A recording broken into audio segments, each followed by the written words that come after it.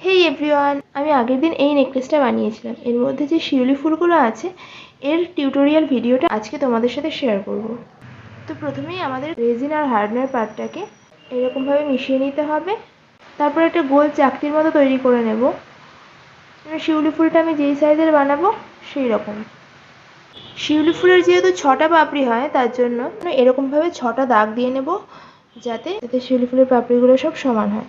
এরপর এরকমভাবে ছুরি দিয়ে কেটে কেটে 6টা পাপড়িকে আলাদা করে নেব।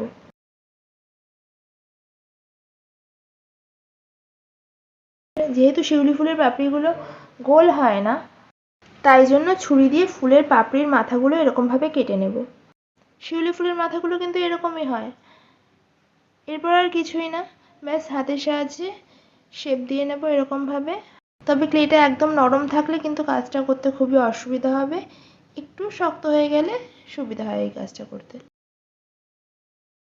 দেখো কি সুন্দর শিউলি ফুল রেডি হয়ে গেছে।